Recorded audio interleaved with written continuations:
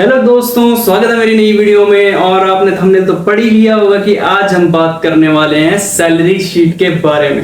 So guys, जब भी आप एचआर डिपार्टमेंट की बात करते हैं तो वहां पे सैलरी शीट का नाम ना आए ऐसा तो हो ही नहीं सकता। और सैलरी शीट को बनाते कैसे हैं वो हम इस वीडियो के माध्यम से सीखेंगे। सो इस वीडियो को पूरा जरूर देखना अगर आपको जानना है कि सैलरी शीट में क्या क्या ब्रेकअप्स होते हैं और उनका क्या क्या मतलब होता है। सो सबसे पहले वीडियो को सब्सक्राइब कर देना, लाइक कर देना एंड चलिए चलते हैं वीडियो की तरफ। तो दोस्तों आगे हम डिस्प्ले की तरफ। और सैलरी शीट बनाने के लिए सबसे पहले हमें हेडिंग्स की जरूरत पड़ेगी, जो कि आईडी नंबर है, आईडी नंबर, एम्प्लॉय नेम,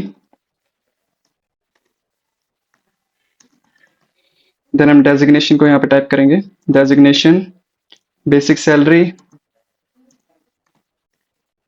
यहाँ पे आएगा मेरी अटेंडेंस, उसके बाद आएगी हमारी सैलरी, उसके बाद आएगा HRA, DA, conveyance, overtime hours,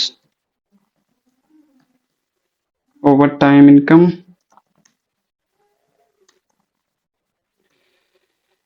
gross salary, उसके बाद आएगा PF, ESI, in hand salary.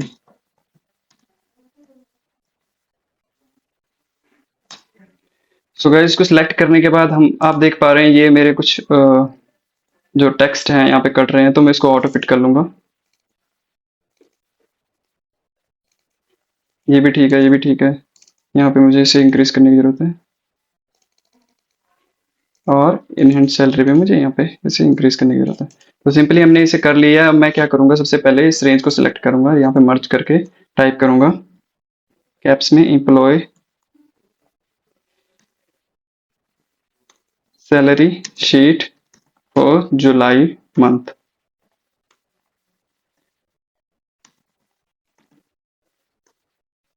मैंने सिंपली यहाँ पे टाइप कर लिया है। मैं इसको सेंटर लाइन करके थोड़ा साइज इंक्रीज करूंगा, बोल्ड करूंगा एंड यहाँ पे इसकी फॉर्मेटिंग कर लूंगा। जैसे कि मुझे ये कलर पसंद है, आप अपनी इच्छा अनुसार कर सकते हैं। तो मैंने यहाँ पे फॉर्मेटिंग कर ली। यहाँ पे मैं एक कलर दे दूंगा, जैसे कि मैंने ये कलर दे दिया। और सिंपली आप इसको रेंज जहां तक भी आप सिलेक्ट करना चाहें आप सिलेक्ट करके इसको बॉर्डरिंग कर सकते हैं अपने अकॉर्डिंग। मैंने यहाँ पे कर लिया। सो अब इसमें डेटा फिल करना है, जैसे कि आप देख पा रहे हैं यहाँ पे आईडी नंबर है। सो गाइस, आईडी नंबर क्या होता है, जब भी आप किसी ऑर्गेनाइजेशन में जाते हो तो आपको एक आईडी नंबर मिलता है कंपनी की तरफ से। तो जैसे कि आप नेम के थ्रू चलते हो तो नेम में क्या होता है कि आपके नेम काफी ज्यादा डुप्लीकेट्स होते हैं, तो आईडी नंबर से आपकी आइडेंटिटी होती है। और सैलरी जो बनती है हमारी वो भी आईडी नंबर से ही बनती है। तो सिंपली हम यहाँ पे टाइप कर लेंगे 5001 for an example, 5002 and simply इसको क्लिक करेंगे, यहाँ से सिलेक्ट करके यहाँ पे ड्रैग डाउन कर देंगे। एंड नेम के तौर पे मैं यहाँ पे लिखूंगा सुरेश, कुछ भी लिख सकता हूँ मैं, कैप्स ऑन करके सुरेश, अतुल।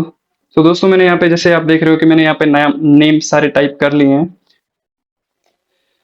और इसके बाद आता है डेजिग्नेशन। डेजिग्नेशन जैसे आप मान लिए कि सुरेश है हमारा मैनेजर, एंड उसके बाद है ये Atul assistant manager,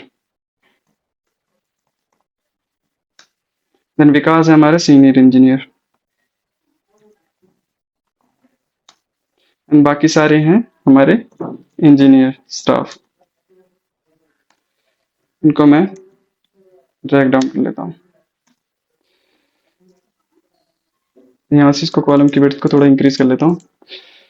and basic salary क्या होती है गाइस, जो भी कंपनी में तुम जाते हो तो कंपनी आपको कुछ सैलरी प्रोवाइड करती है, जिसमें आपकी बेसिक सैलरी वो मानती है कि बेसिक सैलरी इतनी होनी चाहिए, तो आपके ब्रेकअप में ही, सैलरी ब्रेकअप में ही दिखाई जाती है। तो जैसे कि मैं मान रहा हूँ यहाँ पे मेरे मैनेजर की सैलरी है 50,000 एंड असिस्टेंट मैनेजर की जो मेरी बेसिक सैलरी है वो है 40,000, सीनियर इंजीनियर की जो बेसिक सैलरी है 30,000 एंड इंजीनियर की जो बेसिक सैलरी है वो है 25,000। एंड इसे सिंपली मैं ड्रैग डाउन कर लूंगा। आप देख पा रहे हैं यहाँ पे अटेंडेंस। अब अटेंडेंस क्या है, जैसे भी हम सैलरी बनाते हैं किसी भी मंथ की, तो हमें सबसे पहले कैलकुलेशन करनी होती है अटेंडेंस की, और अटेंडेंस बेस पे ही हमारी सैलरी जो है बनती है, और उसी बेस पे हमारी सैलरी जो है इनटेक होती है।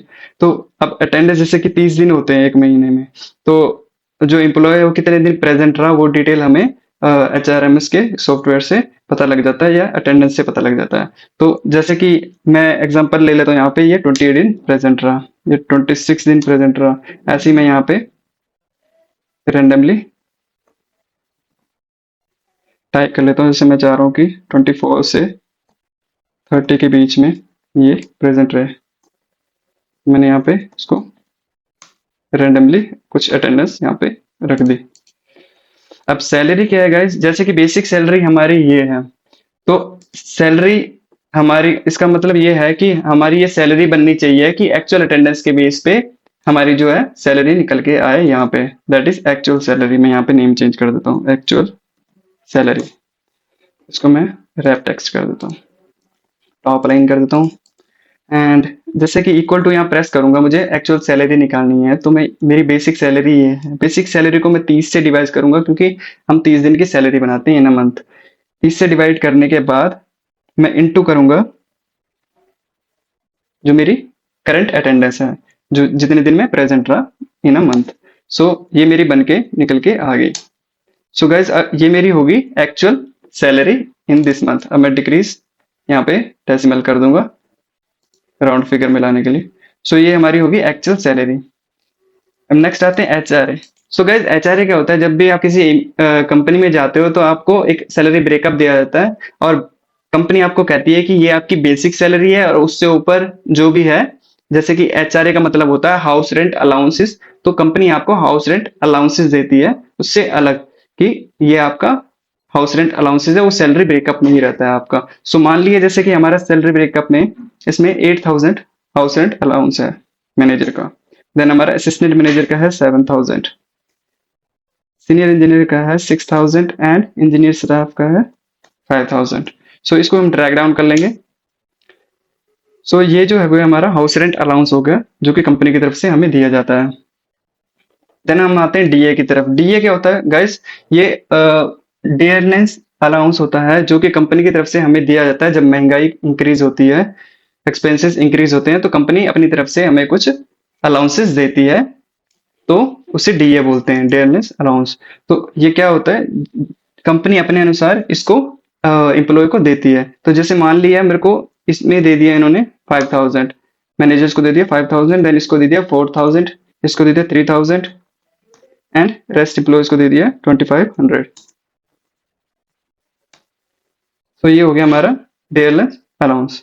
सो गाइस यहाँ तक तो आपको समझ आ ही गया होगा कि HRA DA क्या होता है।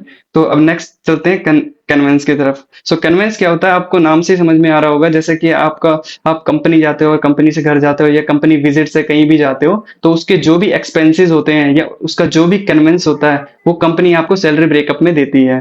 तो जैसे मान लिया आपको यहाँ पे इन्होंने दे दिया 6000, एंड इसमें दे दिया 5000, इसमें दे दिया 4000। This is for an example guys, तो इसको सिर्फ आप लॉजिक समझना क्या है इसका। इसमें दे दिया 2000 इंजीनियरिंग स्टाफ के लिए। सो मैंने यहाँ पे कन्वेंस अपडेट कर दिया। So guys over time hours का ऐसा रहता है कि जैसे कि आप कई कंपनियां ओवर टाइम करवाती है, कई कंपनियां ओवर टाइम नहीं करवाती, बट जो कंपनियां ओवर टाइम करवाती है ये उनके लिए है। अगर नहीं भी करवाती होंगी तो वो हमारे यहाँ पे ऑटोमेटिकली आ जाएगा, हम इसे कंसिडर नहीं करेंगे। तो जैसे कि अभी ओवर टाइम की बात करते हैं, तो कोई कंपनी अगर मंथ में ओवर टाइम कराती है, तो उसके बेसिस पे जो भी हम आवर्स बनते हैं, तो उसके बेसिस पे हम कैलकुलेशन करेंगे कि उसकी इनकम कितनी बनती है। तो सिंपली यहाँ पे रैंडमली हम ओवर टाइम ले लेंगे, रैंड बिटवीन फंक्शन का यूज करके। यहाँ पे मैं टाइप करूंगा 40 से 50 घंटे या 40 से 60 घंटे के बीच में हमारा वर्किंग आवर रहने चाहिए। सो मैंने यहाँ पे रैंडमली आवर्स ले लिए हैं। अब गाइस ये कुछ नंबर्स यहाँ पे दिख रहे हैं, और मैं चाहता हूँ कि मेरे को यहाँ पे आवर्स में डेटा आना चाहिए। तो सिंपली क्या करूंगा, मैंने डेटा यहाँ पे सिलेक्ट किया। डेटा सिलेक्ट करने के बाद राइट क्लिक पे जाऊंगा, फॉर्मूला सेल में जाने के बाद मुझे कस्टम में जाना है। कस्टम में यहाँ पे मैं जनरल पे क्लिक करूंगा इसे डिलीट करने के बाद। शिफ्ट और हैश शिफ्ट और 3 प्रेस करूंगा जिससे मेरा हैश यहाँ पे आ जाएगा। देन स्पेस प्रेस करूंगा, डबल कोट के अंदर मैं यहाँ पे टाइप करूंगा हॉर्स। आप किसी भी चीज को किसी यूनिट्स में दिखाना चाहते हैं तो आप इस तरीके से फॉर्मेट खुद का क्रिएट कर सकते हैं।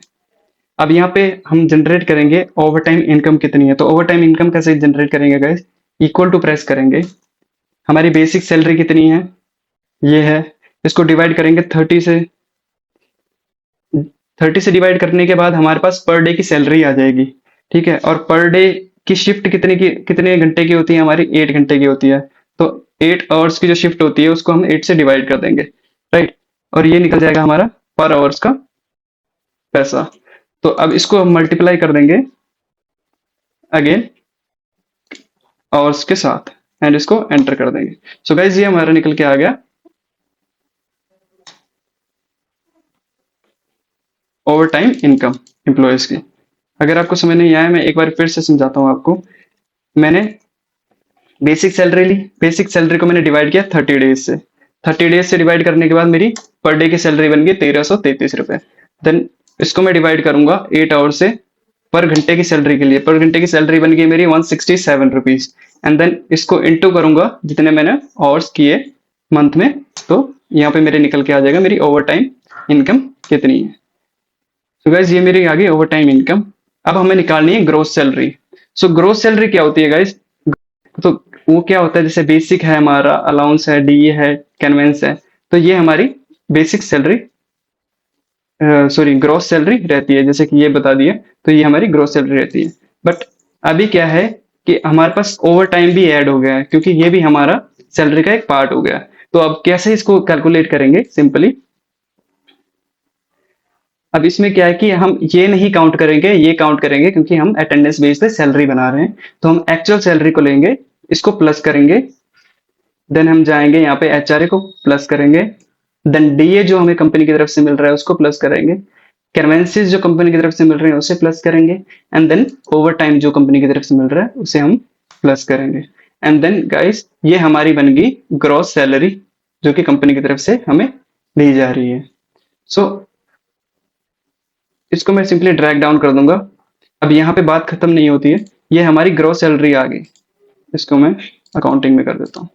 सो ये मेरी ग्रॉस सैलरी आ गई, ग्रॉस सैलरी। अब यहाँ पे आता है नेक्स्ट हमारा पीएफ। सो पीएफ क्या होता है गाइस, इसको मैं एडिट करके यहाँ पे रिमार्क में डाल देता हूँ। हर कंपनी पीएफ 12% काटती है बेसिक का, एंड ईएसआई काटती है 0.75%, जो कि आपकी हेल्थ से रिलेटेड रहता है। आपका कोई भी इलाज हो, हेल्थ मेडिकेशन हो, तो वो आपका फ्री में हो जाता है। तो सबसे पहले मैं आपको बताऊंगा कि पीएफ, लोगों को ये बहुत क्वेश्चन रहता है कि पीएफ होता क्या है। सो गाइस ये पीएफ होता है, पीएफ होता है प्रोविडेंट फंड।